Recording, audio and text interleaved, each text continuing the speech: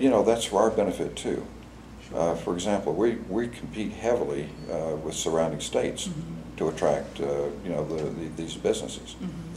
We don't have the state incentives to the degree that Alabama has or Mississippi has. So we're already at a competitive disadvantage right there.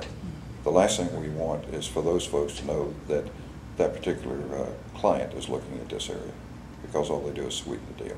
Right, and we've never asked for that. Right. Let's talk about the runway. Sure. The county is trying to work with the Navy to get shared use of the runway at Whiting Field. This is an especially long runway. I think it's 6,500 feet. Yeah, about 6,000. 6,000 foot runway. What happens if the county gets that? What's the benefit? Here's how this is envisioned to work. The county acquired that 269 acres adjacent to the south gate, or the east gate of Whiting Field some years ago. And the purpose for that was to support the recommendations that came out of the joint land use study to protect that from any further residential development. As I understand it, one of the prior base commanders, commanding officers out of Whiting, one day said, you know, it would be some benefit to this Navy base if there was a aviation park adjacent to it, because right now we're having to send aircraft out of state for maintenance and repaint, that type of stuff. So it would make it a lot easier if there was a facility located closer to Whiting. It would save our operational costs. We could just move it across the runway into the park. That's what got the discussions started. What's envisioned with this limited access use agreement is that the county would have limited access to that runway with prior approval for each flight coming in from the Navy. The Navy would have control over access to and from that runway and the taxiways, because that is a military installation and security is important. So there would be a gate there that the Navy would control. And the county is interested in completing this limited access use agreement so that we can go ahead and then start running utilities to it. Utilities are already at the road, but we have to get them into that piece of property, because there's a strip of Navy land between that property and the road itself. With that, then the county is in a position to go ahead and build a ramp in there for aircraft, build a spec hangar, and also a connecting taxiway to that runway. What that will do is it will enable us to bring higher paying jobs to the county. It will open up additional employment opportunities for those that live here in the county. And we see that there's potential for a thriving air park there. Probably the initial tenant would be one that would be direct support for the Navy operation here, which would benefit the Navy. But we also see the possibility of bringing others in. We're not looking at passenger airline service in here. We're not looking at FedEx or UPS coming in. But this would be strictly limited to aircraft coming in for rework and maintenance, and they would have to have a runway to get in and to get out. And where is that process right now? The process right now, I was directly involved in formulating the agreement after I was asked to serve as a military affairs consultant. That was worked out between the county and the Navy here at Whiting. It was forwarded up through 2 levels of command, because everybody wants to take a chop at it, make sure that there's nothing hidden in there or that would possibly affect the military mission at Whiting. That has received favorable endorsement all the way up to, it's in Washington, D.C. right now. It just got there, I guess, into the Pentagon probably about a month ago. And we're told that to expect a final decision here very shortly. So I think we're pretty much there.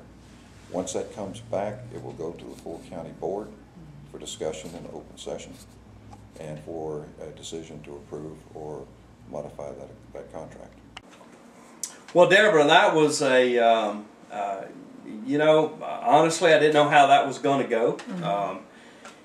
There were some hard questions. I think you asked him some hard questions. Certainly, a lot of questions that our viewers and other folks that we know have been wanting the answer to. Yes, and he answered them. He did. You know, I'll certainly give him high marks for sitting down with us. You know, Yes. I don't think everybody would Yes. have done that.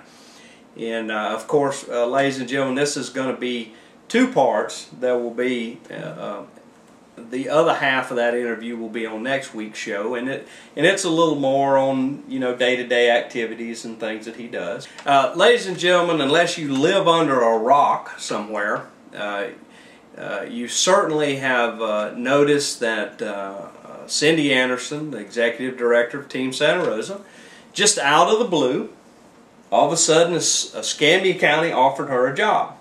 There was approximately 220 comments between the 5 stories that the Pensacola News Journal ran.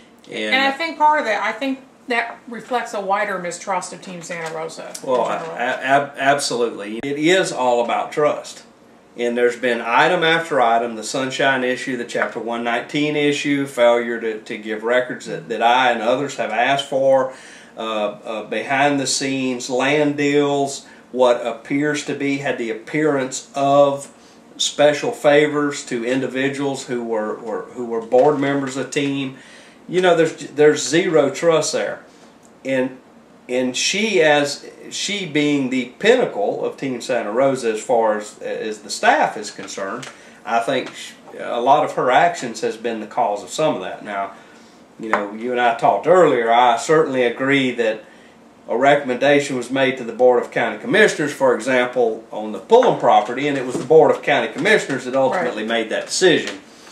But the mistrust is there, and I'll tell you, I'm gonna look in the camera, and folks, economic development is important. There's no doubt about it.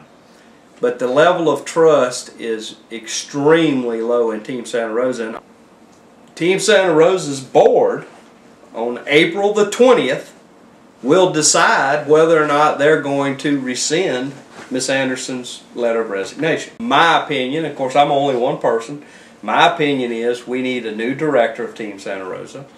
Actually, I think we need to change the name of it. The name, you know, branding is very important. Well, the branding of Team Santa Rosa has just become very, very negative as far as I'm concerned. So, well, and what I'll say is, first of all, I think the salaries there are outrageous. I think a lot of people would agree with you on that. We'll start with that. But I would just point out that irregardless of what you think about Ms. Anderson, there are 2 layers of management above her. There's the board of Team Santa Rosa, and there's also the Santa Rosa County Commissioners. And I don't recall one recommendation coming from Team Santa Rosa that was ever voted down by the Board of Commissioners. There are 5 commissioners up there. They've had 5 years to to work their way through. Well, to address anything that they thought was problematic over there. And, you know, I think that they'd have let her go a long time ago if they had any kind of problem with what was going on over there. So I think if you're concerned about what's going on at Team Santa Rosa, I think the Board of County Commissioners is the place to look for resolution from. I hope you've enjoyed this. I'm Jerry Cooley. I'm Deborah Nelson. Good night. And we'll see you next week.